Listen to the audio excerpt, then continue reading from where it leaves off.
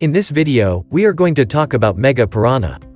So before starting, please like this video and subscribe to our Conspiracy Top 10 channel here below. What exactly was Megapiranha's meganess? You may be disappointed to find that this 10-million-year-old prehistoric fish only weighed 20 to 25 pounds, but keep in mind that modern piranhas weigh little more than 2 or 3 pounds at the most, according to experts, and are only truly dangerous when they attack prey in large schools. According to a recently released study by an international scientific team, not only was Megapiranha at least 10 times the size of modern piranhas, but it also wielded its lethal jaws with an additional order of magnitude of force, making it very dangerous. The black piranha, the largest variation of modern piranha, chows down on prey with a biting force of 70 to 75 pounds per square inch, or nearly 30 times its own body weight. It is the largest variety of modern piranha. Megapiranha, on the other hand, chomped with a force of up to 1,000 pounds per square inch, which is approximately 50 times the weight of its own body, according to this new study. Because of this, Megapiranha was an all-purpose predator during the Miocene period, preying not only on fish, and any mammals or reptiles that dared to wander into its river habitat, but also on giant turtles, crabs, and other shelled species. However, there is one lingering problem with this conclusion. Because the only Megapiranha fossils discovered to far consist of fragments of jawbone and a row of teeth from a single individual, there is still a lot more to learn about this Miocene scourge that has to be discovered.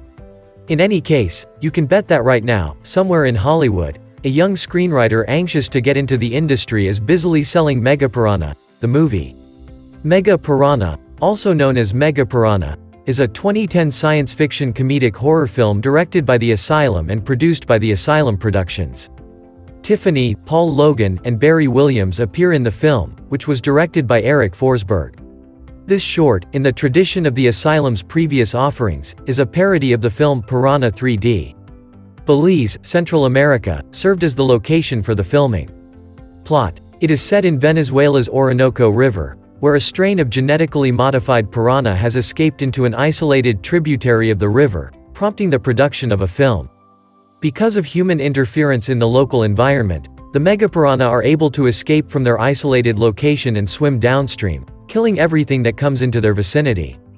During the height of the tourist season, the Megapiranha make their way slowly but steadily towards Florida. Following the outbreak, a team comprised of Special Agent Fitch and Sarah Monroe works to keep the Megapiranhas under control within the country of Venezuela.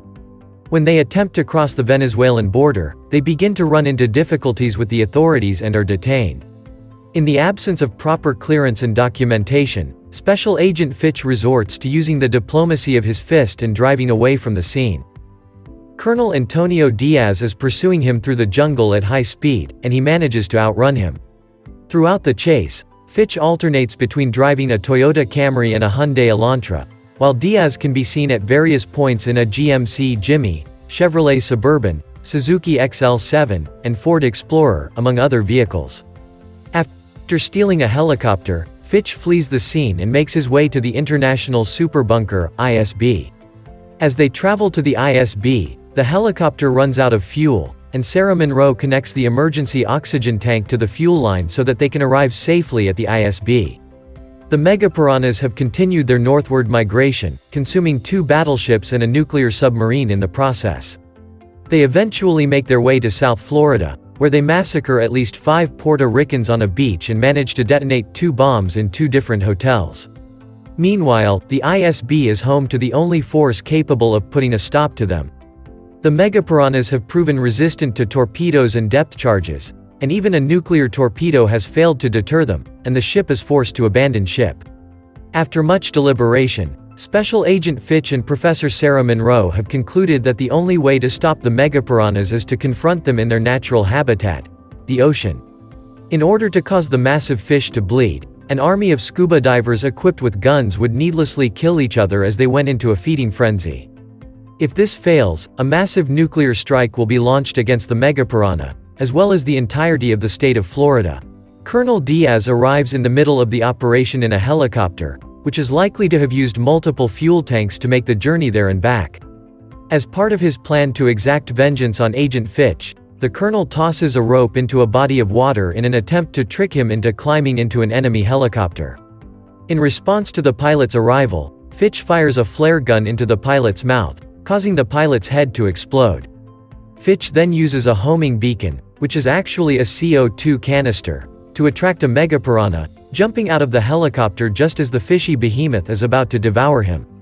In the process, the helicopter is destroyed. Fitch is pursued by the megapiranha that devoured the helicopter, but he manages to hide in a reef where the megapiranha is unable to track him down again. In response, when the piranha opens its mouth, Fitch fires his gun at the helicopter, which is still trapped in the beast's mouth. The fish are killed when the helicopter explodes. The other megapiranha converge on the scene of the carnage, and Fitch is able to flee as the piranha go into a feeding frenzy and begin tearing each other to pieces, seemingly resulting in them wiping themselves out entirely. Sarah and Fitch have a good time and everything is fine. Production. The mockbuster was created in order to capitalize on the success of the 2010 film Piranha 3D. In anticipation of the film's premiere on April 10, 2010, the Sci-Fi Channel released an exclusive sneak peek of a scene from the film on March 29, 2010. On April 7, 2010, the official trailer for The Asylum was made available online. The film's usual Asylum audience may notice that it reuses short clips from previous Asylum films, which is likely due to the low production costs and the film's tight shooting schedule. Clips from films such as Mega Shark vs. Giant Octopus, Journey to Middle-earth, War of the Worlds, and Transmorphers: Fall of Man are examples of this type of footage. Reception. In their review of the film, Dread Central stated, "The question now is whether Mega Piranha refers to a supersized piranha in the vein of Asylum's Mega Shark vs. Giant Octopus, or whether they are basing their film on the prehistoric Megapiranha, a toothier, 3-foot version of the carnivorous fish that went extinct millions of years ago." Given that the Megapiranha are the subject of the big screen 3D remake, I believe the odds are in favor of the latter being proven correct. The film's premiere on April 10 drew a total of 2.2 million viewers, making it the most watched movie on the channel this year. Adults between the ages of 18 and 49 accounted for 807,000 of the total. Review. Mega Piranha is full of easy laughs, but that's all it needs. It's supposed to be grim, but it gets old after a while. The creators of the first cult masterpieces believed in cinema and sought to contribute to it, however mistaken their intentions. With Mega Piranha, writer-director Eric Forsberg is merely out to tie the minimal pieces as swiftly and cheaply as possible. Part of the issue is that the film wasn't made for the cinema. Mega Piranha was commissioned and initially aired by American cable channel Sci-Fi, just days before the theatrical debut of last year's Piranha 3D. The intended demographic was 10 to 14-year-old males, which, paired with American screening regulations, means there's no old-school exploitation in the film. Adults paying to laugh at a piece of crap produced for grade 6 children staying up late makes you wonder who the joke is on. What do you think of our video? Let me know in the comment section below. If you enjoy this video and want to hear from me again, be sure to hit that subscribe button before you go. Thanks for watching.